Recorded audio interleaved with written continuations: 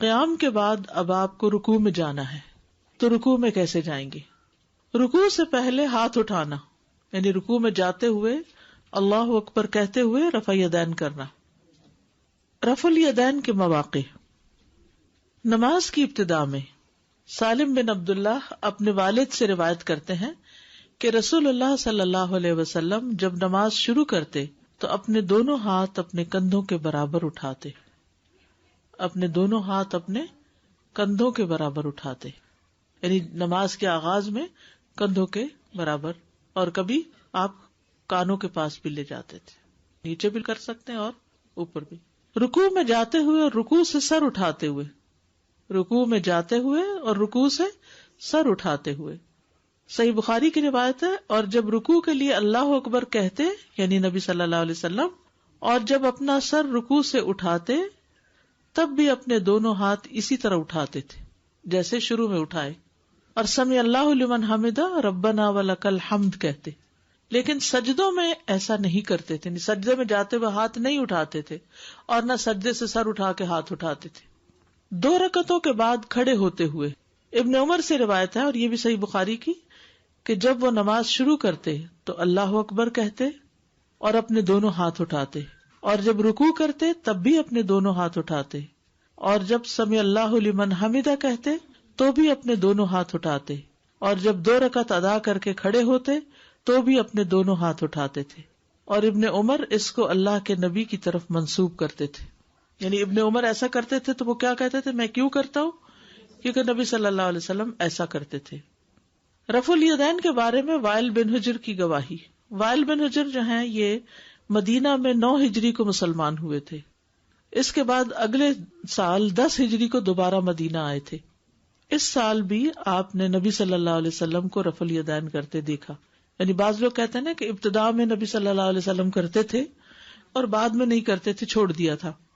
کچھ لوگ کہتے ہیں وہ مکہ میں کرتے تھے یا مدینہ کے شروع میں جب منافقین بت لے کر آتے تھے اپنی بغلوں میں چھپا کر، تو اس وقت پھر یہ حکم ہوا۔ تو یہ بالکل من گھڑت بات ہے، بت تو پہلے ہی اللہ اکبر سے گر جائیں گے، اس کے لیے بار بار اللہ اکبر کی تو ضرورت نہیں ہے۔ وائل بن حجر رضی اللہ عنہ بیان کرتے ہیں کہ میں نے کہا میں ضرور دیکھوں گا کہ رسول اللہ صلی اللہ علیہ وسلم نماز کیسے پڑھتے ہیں۔ بیان کیا کہ آپ صلی اللہ علیہ وسلم کھڑے ہوئے اور اپنے دونوں ہاتھ اٹھائے حتیٰ کہ آپ کے کانوں کے برابر آ گئے، ٹھیک ہے۔ پھر آپ نے اپنے بائیں ہاتھ کو اپنے دائیں ہاتھ سے پکڑ لیا، اللہ اکبر کہہ کے کانوں تک اللہ اکبر کر کے پھر بائیں ہاتھ کو دائیں ہاتھ سے پکڑ لیا۔ پھر جب رکوع کا ارادہ کیا تو اپنے دونوں ہاتھوں کو اٹھایا حتیٰ کہ آپ کے کانوں کے برابر آ گئے، پھر اپنے دونوں ہاتھ اپنے دونوں گھٹنوں پہ رکھ دیے۔ پھر جب رکوع سے سر اٹھایا پھر اپنے ہاتھوں کو اسی طرح اٹھایا۔ رفع کا مطلب ہوتا ہے اٹھانا، یدین کا مطلب دونوں ہاتھ، رفع یدین 2 ہاتھ اٹھانا۔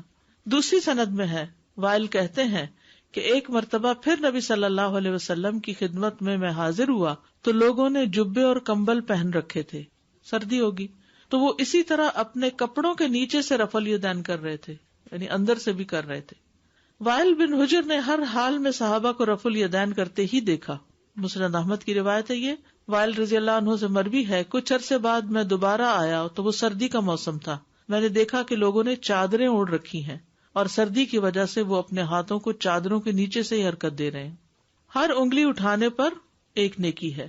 آدمی اپنی نماز میں اپنے ہاتھ کے ساتھ جو اشارہ کرتا ہے، جیسے اتحیات میں بیٹھ کر اشارہ کرتے ہیں، آپ انگلی ہلاتے ہیں، اس کے عوض اس کے لیے 10 نیکیاں لکھی جاتی ہیں، اور ہر انگلی کے بدلے ایک نیکی ملتی ہے، یعنی اپنے ہاتھ کے ساتھ جو اشارہ کرتا ہے تو ہر انگلی کے بدلے اس کو 10 نیکیاں ملتی ہیں۔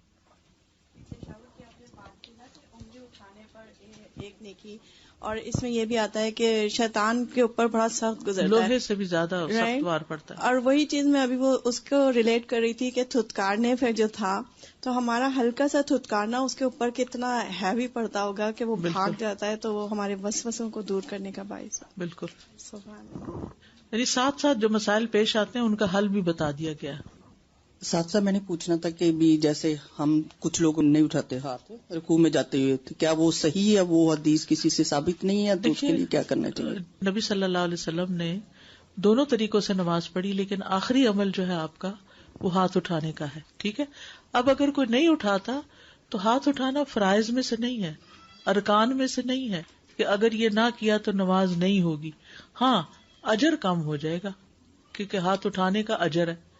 نہیں اٹھایا تو نماز ہو جائے گی. جو لوگ نہیں اٹھاتے ایسا نہیں کہ ان کی نماز نہیں ہوتی, لیکن یہ کہ وہ ایک سنت نہیں پوری کر رہے جو کہ صحیح احادیث سے ثابت ہے. ٹھیک. جس زیادہ جب میں آئی شادی ہو کر تو میری فرینڈس کے پاس جب گئی تو میں چونکہ امام شافعی کو فالو کرتے تھے تو ہم ہاتھ اٹھاتے تھے. اب وہ سمجھنے لگے کہ میں شیعہ ہوں, تو مجھ سے اب کہنے لگی کہ شیعہ ہوں. میں نے کہا کیوں؟ تو بولے آپ لوگ یہ بار بار کیوں ہاتھ اٹھاتی ہیں. پھر اس کے بعد میں میں نے سمجھایا کہ نہیں ایسا نہیں ہے, تو پھر بعد میں ان کی سمجھ میں آئی بات. اور صحیح. یہ بھی ہمارے ہاں ایک خواہ مخواہ کا ایشو بنا دیا گیا اس کو, حالانکہ اتنی بڑی کوئی بات نہیں ہے. 2 دفعہ ہاتھ اوپر کرنا یا نہ کرنا اس کو اتنی اسلام اور کفر کی جنگ بنا دیا گیا ہے. ایک ہی نماز میں مطلب جب آپ عادت کر رہے ہوتے ہیں رفع یدین کرنے کی یا نہ کرنے کی, تو ایک ہی نماز میں اگر آپ نے کیا اور پھر دوسری رکعت میں چھوٹ گیا تو کوئی حرج, فرض نہیں ہے. ڈاکٹر صاحب جب ہاتھ پکڑتے ہیں تو سیدھا ہاتھ اوپر رکھتے ہیں, الٹا ہاتھ؟ مجھے لگا آپ نے کہا کہ بائیں ہاتھ سے پکڑیں. میں نے یہ کہا کہ بائیں ہاتھ کو دائیں ہاتھ سے پکڑے. یہی میں کنفیوز ہوں. جی.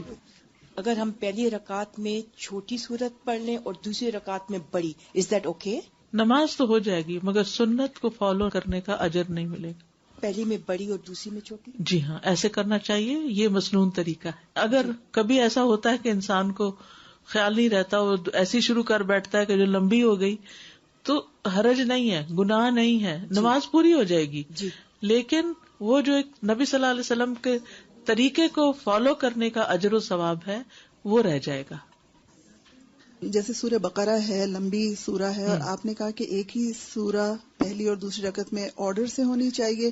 سورہ بقرہ تو لمبی ہے, اگر کچھ پورشن یعنی ایک سورت کی آیات اگر آپ پڑھ رہے ہیں پہلے اور بعد میں, تو پہلے شروع کی آیات پڑھیے, دوسری رکعت میں بعد کی آیات پڑھیے. پھر یہ ضروری ہے. جی, یہ سیکوینس آئے گا نا اس طرح. اگر بھول گئے کبھی تو کوئی بات نہیں. جی, نماز ہو جائے گی.